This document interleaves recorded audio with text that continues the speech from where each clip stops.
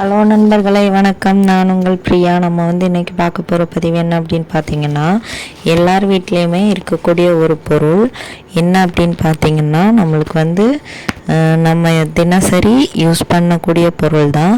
அது என்னென்னா கேலண்டர், அப்புறம் என்னது நம்மளோட கடிகாரம், அதாவது நாள்காட்டி, அப்புறம் நம்மளோட டைம் கிளாக்.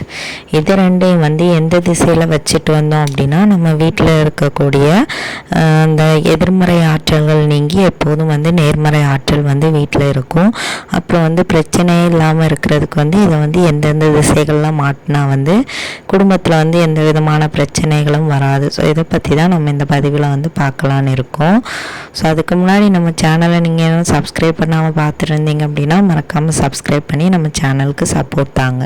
இப்போ வாங்க நம்ம பதிவுக்குள்ளே போகலாம். ஸோ இந்த நாள்காட்டியும் சரி, இந்த கடிகாரமும் சரி, இதில் காட்டக்கூடிய அந்த நேரமும் அந்த நாளும் யாராலையுமே அது கடந்து போனது அப்படின்னா திரும்ப வாங்கவே முடியாத ஒரு விஷயம். இந்த ரெண்டையும் நம்ம சொல்லலாம். ஏன்னா இந்த நாள்காட்டியை எடுத்துக்கிட்டிங்க அப்படின்னா, அதாவது கேலண்டர் எல்லா வீட்லேயுமே இருக்கும்.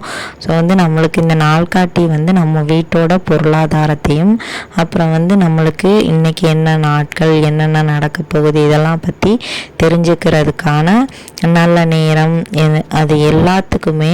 இப்போ நம்ம ஒரு திருமணம் எடுக்க போகிறோம், இல்லை ஏதாவது ஒரு நல்ல விஷயம் தொடங்க போகிறோன்னா முதல்ல போய் நம்ம பார்க்குறது இந்த நாள்காட்டியாக தான் இருக்கும். ஸோ அதில் போட்டிருக்கக்கூடிய அந்த நேரங்கள், அதில் என்னென்ன எல்லா விஷயங்களுமே போட்டிருக்கோம். அதே மாதிரி அதில் அந்த குறிப்பிட்டிருக்கக்கூடிய அந்த நல்ல நேரம், கெட்ட நேரம், யமகண்டம், இதெல்லாம் பொறுத்து தான் நம்ம ஒரு விஷயத்தை தொடங்கவே செய்வோம். ஸோ அப்படிப்பட்ட யூஸ்ஃபுல்ல இந்த பொருளை நம்ம எங்கெங்கெல்லாம் மாட்டலாம், எங்கெங்கெல்லாம் மாட்டக்கூடாது, இதை பற்றின பதிவு தான் நம்மளுக்கு இன்றைக்கி பார்க்க போகிறோம். நிறைய பேர் வீட்டில் கேலண்டரை இந்த கதவுக்கு பின்னாடி போட்டு வச்சுருப்பாங்க. அப்படி போடக்கூடாது.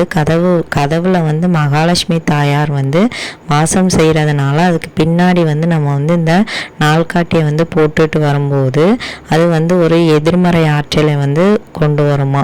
நம்ம வீட்டுக்கு வரக்கூடிய நேர்மறை சக்திகளை அது தடுக்குது அப்படின்னும் சொல்லப்படுது. அப்புறமா நிறைய பேர் வீட்டில் இந்த கேலண்டரில் இருக்கிற அந்த பேப்பர் நம்ம ஒன்று ஒன்றா எடுக்கும்போது அது குறைய அது ஆடிட்டே இருக்கும்.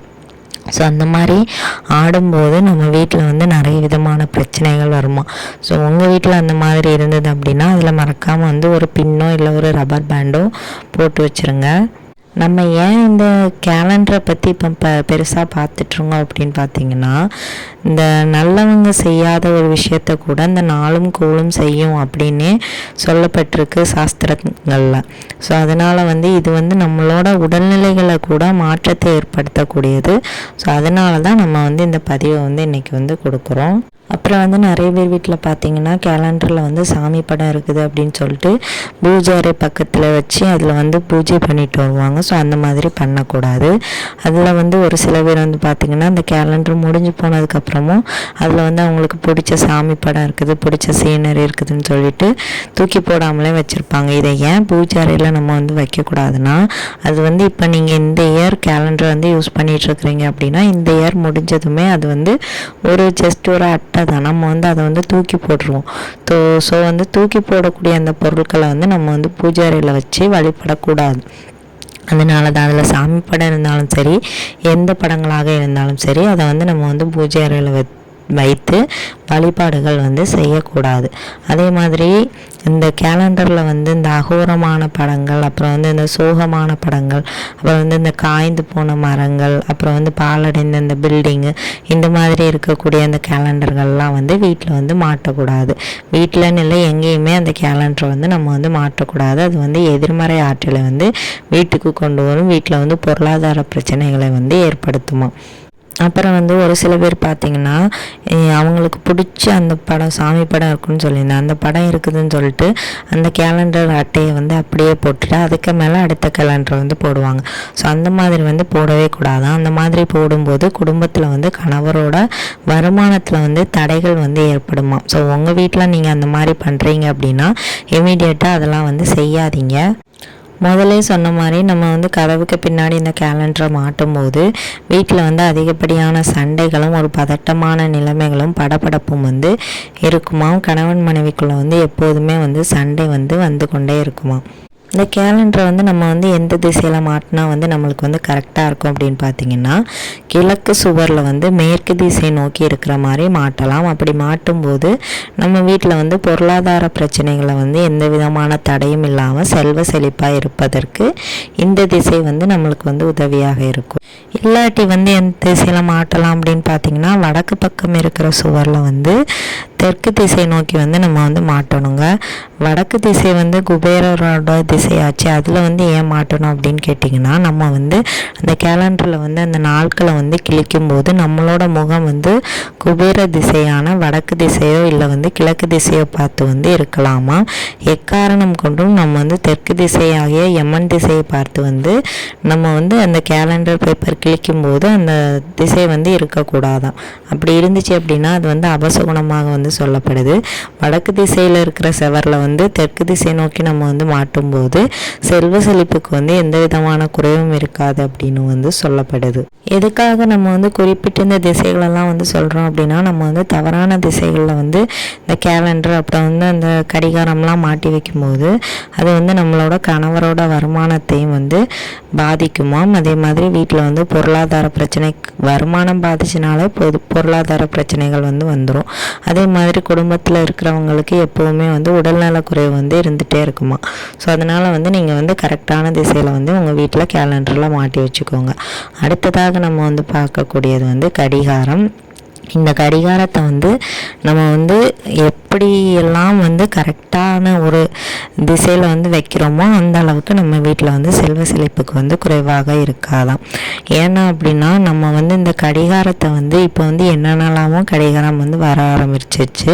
நிறைய பேர் வந்து ஸ்டைலுக்காகவே வந்து புதுசாக எவ்வளவோ செலவு பண்ணி கடிகாரங்களை வாங்கி மாட்டுறாங்க. இந்த கடிகாரத்தில் வந்து காட்டக்கூடிய அந்த நேரமானது ஒரு மனுஷனோட நல்ல நேரத்தையும் காட்டும், கெட்ட நேரத்தையும் காட்டும். ஸோ வந்து நம்ம வந்து அந்த கடிகாரத்தை வந்து யூஸ் பண்ணும்போது அதில் வந்து நம்ம வந்து டைமை வந்து கூட்டி வைக்கலாமே தவிர குறைச்சி வந்து ஒருபோதும் வைக்கக்கூடாதாங்க.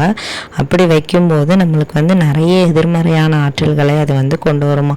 நீங்கள் இப்போ வந்து வேலைக்கு போகணும், ஸ்கூலுக்கு போகணும் அப்படின்னா ஒரு 5 நிமிஷமோ 10 நிமிஷமோ கூடுதலாக வைக்கலாமே தவிர குறைவாக வைக்கக்கூடாது. மேக்ஸிமம் எனக்கு தெரிஞ்சு எல்லா வீட்லேயுமே வந்து அதிகப்படியாகத்தான் வச்சுருப்பாங்க. ஏன்னா வந்து சீக்கிரமாக போகணும் அப்படிங்கிறதுக்காக டைமை வந்து கூட்டி வச்சுருப்பாங்க. குறைச்சி வைக்கிறதுக்கு வாய்ப்புகள் வந்து கம்மி தான்.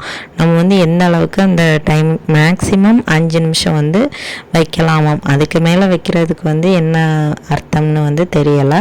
ஸோ வந்து நீங்கள் வந்து அப்படி வச்சுக்கோங்க. அதுக்கப்புறமா இந்த கடிகாரத்தில் வந்து ஒரு சில பேர் வீட்டில் வந்து நல்ல சவுண்டெல்லாம் கேட்கும் அழகாட்டு. அதில் பெண் குளம்னு அதில் ஒன்று இருக்கும். ஸோ அந்த ஒளியும் அப்புறம் வந்து சில பேர் வீட்டில் வந்து மியூசிக் கேட்குற மாதிரிலாம் சத்தம் வச்சுருப்பாங்க. ஸோ அந்த மாதிரி இருக்கிறது வந்து வீட்டுக்கு வந்து ஒரு நேர்மறையான ஆற்றல்களை வந்து கொண்டு வருது அப்படின்னு வந்து சொல்கிறாங்க. அதே மாதிரி அது வந்து கேட்கும்போது நம்மளோட மனசுக்கும் வந்து அது வந்து இனிமையாக இருக்குமா.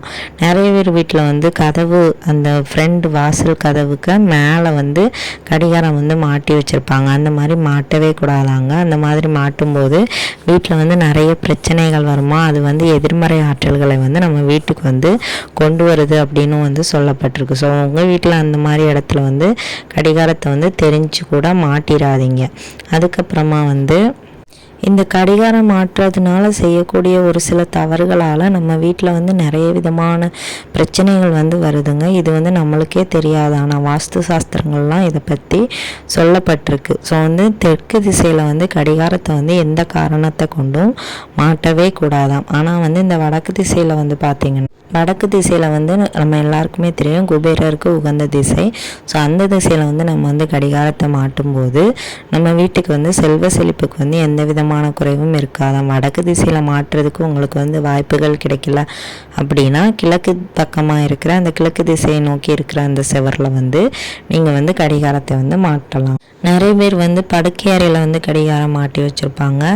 அந்த கடிகாரம் வந்து நம்ம வந்து கண் விழிக்கும் போது நம்மளுக்கு நேராக வந்து இருக்கக்கூடாதாம். அப்படி வந்து இருக்கும்போது அது வந்து நம்மளுக்கு வந்து ஒரு எதிர்மறையான சக்தியை வந்து தருமாம். அது வந்து ஒரு படபடப்பான ஒரு நிலையிலே வந்து நம்மளை வந்து வச்சிருக்கிற மாதிரி தோணும் அப்படின்னு வந்து சொல்லப்படுது. ஸோ அதனால் வந்து நீங்கள் வந்து உங்கள் பெட்ரூமில் அந்த மாதிரி கடிகாரம் வந்து வச்சுருந்தீங்க அப்படின்னா தயவு செஞ்சு மாற்றி வச்சுருங்க. அதே மாதிரி இந்த கடிகாரத்தை வந்து நம்ம வந்து வீட்டில் வந்து ரொம்பவும் சுத்தமாக பாதுகாக்க வேண்டும். எந்த மாதிரியான வடிவமில் நிறைய வடிவமான கடிகாரங்கள் வந்து இப்போ வந்து வர தொடங்கிருச்சு. நிறைய பேர் வட்டம், சதுரம் அந்த மாதிரி நிறைய டிசைனாக கடிகாரங்கள் மாட்டுறாங்க. ஸோ எந்த டிசைன் வந்து வீட்டுக்கு வந்து உகந்தது அப்படின்னு பார்த்தீங்கன்னா வட்ட வடிவ கடிகாரம் வந்து மாட்டும்போது வீட்டில் வந்து எந்த விதமான பிரச்சனைகளும் இல்லாமல், வீட்டில் வந்து சண்டைகளும் இல்லாமல் ரொம்ப சந்தோஷமான ஒரு சூழ்நிலை வந்து உருவாகும் அப்படின்னு வந்து சொல்லப்பட்டிருக்கு. ஸோ உங்கள் வீட்டில் வந்து எந்த மாதிரி கடிகாரம் இருக்குது, நீங்கள் எந்த திசையில் மாட்டியிருக்கிறீங்கிறத இந்த பதிவை வந்து பார்த்து தெரிஞ்சுக்கோங்க. தவறான இடத்துல மாட்டியிருந்தீங்க அப்படின்னா தயவு செஞ்சு மாற்றிடுங்க. உங்களுக்கு வந்து யூஸ்ஃபுல்லான பதிவாக இருக்கும்னு நான் வந்து நம்புகிறேன். ஸோ இந்த பதிவு உங்களுக்கு பிடிச்சிருந்துச்சு அப்படின்னா மறக்காமல் லைக் பண்ணி ஷேர் பண்ணுங்கள். நம்மளோட சேனலை சப்ஸ்கிரைப் பண்ணி வச்சுக்கோங்க. இந்த வீடியோவின் முழு பதிவை பார்த்ததற்கு மிக்க நன்றி.